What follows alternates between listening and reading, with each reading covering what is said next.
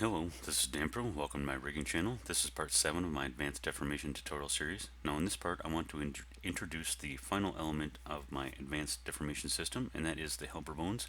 Now up until this point we should have a relatively good working and good deforming rig with our two bone deformation system, our socket rigs, our intersection rigs and things of that nature, squash and stretch controls.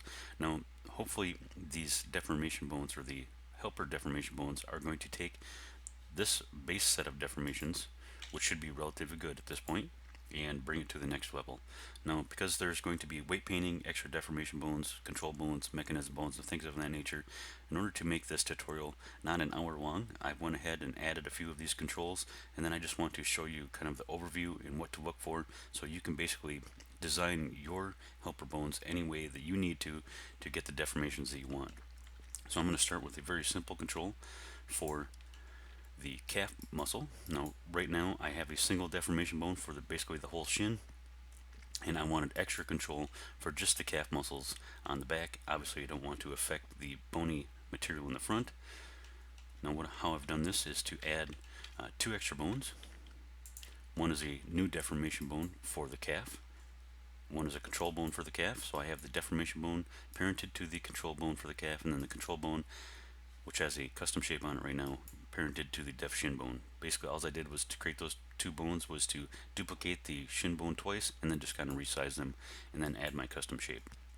Now, it's very important when we're adding these extra controls and these extra deformation bones that we need to weight paint them in a specific way in order to not screw up all the weighting that we've previously spent all that time in earlier. So we should have our base weighting on our base set of deformation bones done at this point. It should be to the best of our ability, and now we're going to need to pull those weights off of those main deformation bones in a way that doesn't screw up the rest of the weighting. So I just want to quickly show you here why that is important. I'm going to go into edit mode of my mesh and select one of these vertices back here, because this is where I want the calf muscle, or the calf bone, to start interacting with that mesh. You can see that I have some influence on my deforming groups here. Some of the knee, some of the shin, some from the def thigh.002. It is all influencing that area. And I've also already went ahead and weight painted my calf muscle. Now when we are adding weights to the calf muscle, I only want to pull those weights from the shin bone here. And that is going to allow, because basically the calf is a child of the shin, you can basically take those two weights, add them together, and as long as that total amount of weight stays the same and we don't pull weights from these other groups, we're basically going to have the same deformation. I'm just going to be allowed to move this calf muscle a little bit different, or the calf bone rather, a little bit different, to get some additional deformations on top of that. So hopefully that makes sense on why that is important, to maintain that weight painting for those other bones. If I go into weight paint mode here, select my mesh, I'm going to select my calf deformation bone, because I've already again weight painted this. Tab into wireframe. Now, in order to only pull the weights off of the deformation bone for the shin, the way we can do that is to go to our vertex weights. Let me unlock everything here. Unlock all. And I want to lock all the other vertices, or excuse me, the other vertex groups that are not needed. So I'm going to lock def shin for calf L and R, and shin L and R, and then I'm just going to invert those lock groups with lock invert all, and then those will be the only open groups. That's just a quick way to lock everything. You could also just lock all and then go in and unlock those channels that you want. Now when I add weights to the calf bone, I'm only going to be pulling those weights off of the shin bone. So hopefully that makes sense. If you don't lock those other groups, if you're using auto normalize, as you add groups or add weights to your deformation bones, it could possibly pull those weights from those other groups, and obviously we don't want that. So now we have a situation, we have two deformation bones essentially doing the same thing. One is a child of the other. So for all intents and purposes, they are the same weight. I just have a little bit of extra control by adding those weights to this new deformation bone to manipulate those vertices a little bit differently. Now, one thing that I like to do as I'm weighting is only pull off the amount of weights, the lowest amount of weights possible to get the deformation that I want. Now, for this area of the mesh, it's actually not that important since I only have one main deformation bone. But up here, we're going to find that we have 4, 5, and even 6 different deformation bones affecting the same vertices, and there's only a certain amount of weights to go around, so using the lowest amount of weights possible is usually just the best way to go about this. Now that is going to cause one issue because we're using very low weights. That means when we select our control and get the deformation bone, so you can see the reaction here. If I scale this, for example, you'll notice that I have to scale it up really severely, and it's just not following along as well because, again, I'm using very low weights. If I change the location, I have to really move that out, and that's basically what you're going to have to do when you're setting up the weights. What you should do is scale, locate, or rotate your deformation bone for these extra helper bones about 3 or 4 times as much as you normally would, and then you can just pull those lower weights off of there again to get the deformation bone that you want. Now, that's not going to be very nice for an animator to have those low weights because it's very odd to have to scale this, to extreme levels to get what you want. So how I fix this is I have the deformation bone again parented to the control, and then I've added some additional transformation constraints so I can multiply how fast the location, rotation, and scale happens. Let me select this and go to the constraints. I'm going to turn these on now. So for the scale transformation constraint, I'm just mapping scale to scale x, y, and z to x, y, and z. Whenever I scale this from 1 to 2 on x, y, or z axes, I'm going to scale the deformation bone from 1 to 4. And now when I scale this bone, it feels like I have direct control over that. Now the deformation bone itself is going to change its location rather severely, change its rotation rather severely, and its location rather severely, but that's not going to matter. The animator is never going to see that, but they are going to feel like they have direct control over that. Now, there's one consequence of this multiplication, actually 2 of them, and that is when I scale my control down, that means our deformation bone is going to scale 3 or 4 or 5 times as fast, and that means it's going to reach 0 and then go into the negative, and then we'll get this flipping problem. So in order to stop that from happening when you scale down, you're not going to have the problem when you scale up, although the deformation is not guaranteed to look good. We just want to stop it when it reaches 0 or before it reaches 0. I can just limit the scale on the control bone. So now when I scale down, that deformation bone will just stop. It will never reach 0 or any negative value. Rotation is something else you need to keep an eye on. If I rotate this on the y-axis, I've added the transformation constraint, so the y-axis of the deformation bone is also going about 4 or 5 times as fast. For every 1 degree of rotation, it is rotating 5 degrees. And what I want to prevent here is, you probably know the limitation of the blender constraint system by now. When that bone reaches 180 degrees, it's going to flip direction. So if I reach it right here, there we go. So I want to prevent that as well. So I've added a limit rotation just so when I rotate the control, that deformation bone will not reach 180 degrees of rotation on any of those axes. So that's something to keep in mind and watch out for. Let's go to the next control here. So I've set up one for the hamstrings. Now here's the deformation mode for the hamstring. Is basically coming from the very top. Your hamstring starts about the base of your glutes and then runs down into the back of your knee right there. Now I just need to pick the correct deformation bone to pull those weights from. I basically have 2 different choices here. The upper deformation bone for the thigh and the lower one. I've picked def thigh.002 because that gets the full Y rotation. This would not work as well by pulling those weights off the upper one or by parenting these controls to that bone. So again, I have the deformation bone. The deformation bone parented to the control bone. It has a custom shape. The custom control bone is parented to def thigh.002. Whatever happens to def thigh.002 will happen to the control bone and that deformation bone. Let's take a look at the weight painting. Again, this is very low weights here, if I select the control and then the deformation bone so we can see what happens, if I scale this up on the z-axis, that's going to allow me to scale the back of the hamstrings. Again, I'm multiplying how fast that is happening with transformation constraints on the actual deformation bone. But what else I can do with this, I've tried to do a 2-for-1 control here. I've added some weights pretty low into the back of the knee, and that's going to allow me to rotate this on the x-axis to push the back of the knee in. So that's actually very important to sell a lot of different poses. Usually have this cavity in between two large tendons and muscles on the outer edges.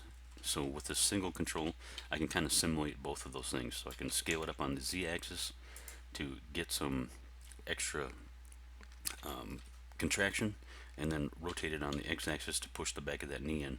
It's also going to give me a little bit extra room when I rotate the shin up into that area. Let's clear everything out here, get out of weight paint mode. I just want to show some other controls that I've set up, and these are basically just for fixing some deformation problems. Now you've probably found as you rotate your thigh in the X direction, the weight painting that's going to make that look good is going to make the Z rotation look rather terrible. So I've added a deformation bone and a control down here and automated this to push this in, because usually what's going to happen, I need to get my other mechanism bone out here, because I've kind of automated this with a dent track constraint, is you're going to get this large lump, and by adding this extra control we can just kind of fix that lump when you rotate up on the z-axis, and also by rotating the leg up on the z-axis it's kind of pushing in the waist. And now the pelvis is very hard, it's a large bone and it's very close to the surface and it shouldn't be pushing in that much. So I've added another deformation bone and a control up there to fix that issue. Now I've taken all the weights from the deformation bone for the hips. If I rotate this out on the z-axis, I'm going to be able to regain some of that lust and preserve some of that volume. Again, I've tried to also include another problem area here. If I select this deformation bone, you'll notice if I look down here, I've got a very large cavity that I want to fix. It's not, it's a very severe dent. So I've added some extra weights down into that dent, and that's going to allow me to take this control on this deformation bone. If I scale it on the y-axis, I can pull those vertices up towards the head of that bone, and I can rotate it out to again preserve that volume of the hip. So kind of a 2-for-1. I can get a better deformation and fix another issue. Another control that I want to show is one for the glutes. Let me get rid of some of these extra bones here just to make it a little bit easier to look at. Now again, I have a control bone for the glutes and a deformation bone for the glutes that is on another layer right now, but I've taken all of the weights from the hip bone because the glutes are basically a child of the hip. But here's a different situation. Even though the glutes are a child of the hip and need to go with that mostly, I also want them to kind of react to the rotations of the thigh bone. So I've added a new mechanism bone to the rig, MCH glutes.L. I've added that by copying the intermediate thigh bone, scaling it down, parenting it to an appropriate socket rig bone to get the scale, location, and rotation from the hips and the thigh bone correctly. And then I've simply added a copy rotation to copy the def thigh.001 rotation with a low influence value. So it's basically only going to rotate slightly whenever this rotates. And by copying the rotation of thigh.001, remember that is the one that does not have any Y rotations. I'm not going to introduce those Y rotations to the glutes. So if they were to twist like this, that would actually look rather weird. So that is why I've set it up that way. So that is a way where you can have kind of your cake and eat it too. You're taking your weights from one bone and having it being affected by another, by the rotations or locations of another bone. A similar setup for that is down here for the knee. I've just extruded a control bone and a deformation bone straight out from the joint between the intermediate thigh and the intermediate shin. And I've added another mechanism bone, MCH knee, This is basically just a copy of the intermediate shin, so it has the same orientation. I've downsized it quite a bit. It is parented to intermediate thigh, and then I have added a copy rotation, so it only copies half of the influence of the shin. And basically, by parenting the deformation bone and the control bone of the knee to that, whenever I rotate the shin on the x-axis, the knee is always going to stay at that halfway point, and that's pretty much the way a kneecap would work.